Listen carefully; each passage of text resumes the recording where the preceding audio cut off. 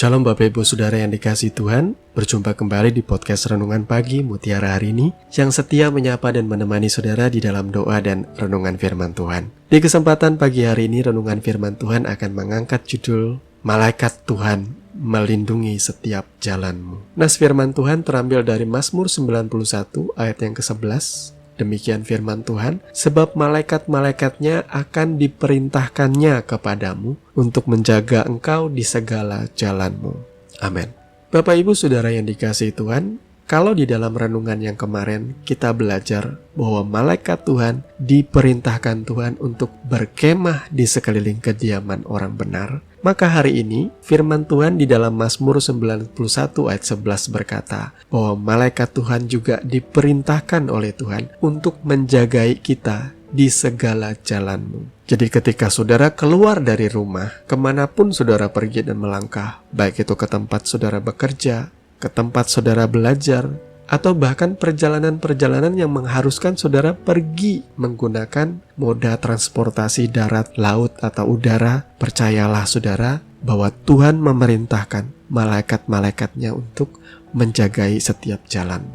Dulu sebelum saya mengenal Tuhan, sebelum saya bertobat, lahir baru, dan menerima Yesus secara pribadi, biasanya saya suka mengalami kecelakaan-kecelakaan kecil. Walaupun kecil tapi cukup menyakitkan ya. Terkadang saya bisa suka jatuh ke sandung sendiri. Atau kalau pegang pisau memotong apa saja, saya bisa dengan mudah menyayat tangan saya sendiri. Saya pernah membuka jendela dan kaca jendela jatuh di atas tangan saya sampai kulit tangan saya itu sobek. Dan begitu banyak kejadian-kejadian yang kita bisa artikan itu sebagai kesialan.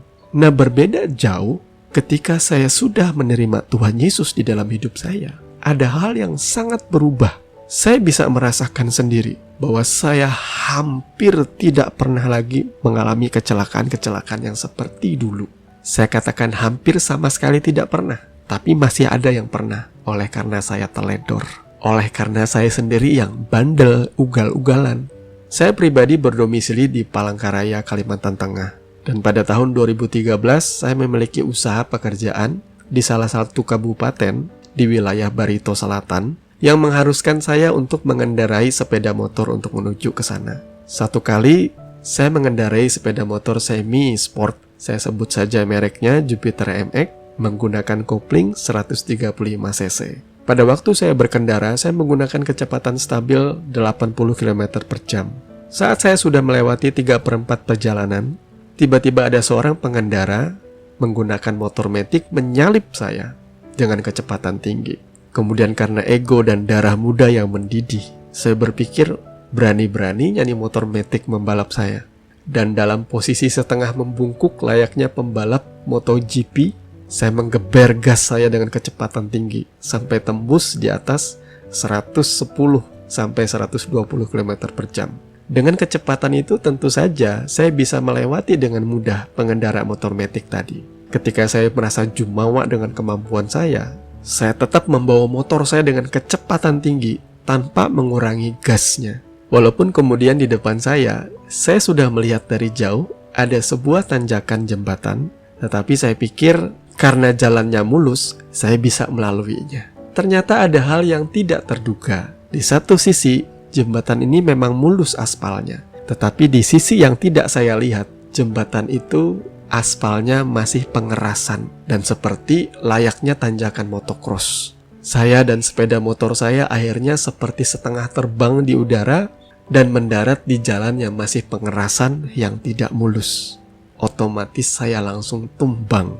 Saya mengalami kecelakaan tunggal oleh karena keteledoran saya pribadi, kebandelan dan keugal-ugalan saya di jalan. Saya tidak bisa menyalahkan Tuhan di sini. Sayanya yang bebal. Kecelakaan itu adalah momen di mana saya pertama kali merasakan gimana rasanya pingsan atau setengah sadar. Tahu-tahu saya sudah di rumah sakit. Dan setelah berjam-jam kemudian, saya sadar sepenuhnya, puji Tuhan tidak ada satupun tulang saya yang patah. Walaupun ada beberapa lecet-lecet dan luka-luka, namun tidak begitu parah. Sepeda motor saya pun cuma tergores oleh karena aspal. Tidak ada kerusakan yang cukup berarti. Tidak ada barang berharga saya yang hilang, baik dompet maupun smartphone saya tetap ada. Satu hal yang membuat saya takjub ialah cerita dari orang tua saya. Diceritakan pada waktu saya mengalami kecelakaan, ada orang yang menolong. Dan orang ini tidak sembarangan orang. Dia adalah kepala dinas kesehatan yang kebetulan ada kunjungan kerja dan akan kembali ke Palangkaraya. Ketika ia berjumpa dengan saya di tengah jalan, ia tolong saya. Ia masukkan saya ke dalam mobil truk double cabinnya dan ia taruh kendaraan saya di bak di belakang. Kurang apa lagi kasih setia Tuhan melindungi saya. Ini adalah bukti daripada pertolongan dari malaikat Tuhan. Saya anggap bahwa orang ini adalah malaikat Tuhan yang Tuhan kirim bagi saya. Saya menceritakan ini tidak lantas bahwa kita bisa seenaknya hidup. Apa yang saya lakukan tadi adalah contoh bodoh. Jangan ditiru. Setelah itu pun puji Tuhannya saya tidak lagi trauma. Naik motor, saya tetap berani naik motor. Tetapi di dalam pikiran saya sudah tertulis, saya tidak ingin sebodoh yang kemarin. Lebih baik saya belajar menahan ego saya. Karena ada begitu banyak orang yang meninggal dunia di jalan. Dan jelas mereka tidak seberuntung saya. Saya tidak boleh menyandarkan hidup saya juga kepada keberuntungan. Saya harus belajar bijak di dalam bersikap, termasuk di dalam berkendara. Anak-anak muda yang suka balapan di jalan, ingat, saudara belum tentu seberuntung saya. Karena saya banyak mendengar orang-orang muda juga banyak yang tewas di jalan karena ugal-ugalan. Jadi Bapak Ibu Saudara yang dikasihi Tuhan, tidak usah takut lagi kemanapun engkau melangkah, asalkan engkau hidup benar dan sungguh di hadapan Tuhan. Tuhan pasti memelihara engkau. Tuhan pasti melindungi engkau dan menjaga engkau dengan pertolongan malaikat-malaikatnya. Tuhan memberkati firman-Nya. Mari kita berdoa. Bapa Surgawi, Bapa di dalam nama Tuhan Yesus, terima kasih untuk kebenaran firman di pagi hari ini yang kembali mengingatkan kami betapa berharganya kami di hadapan-Mu Tuhan.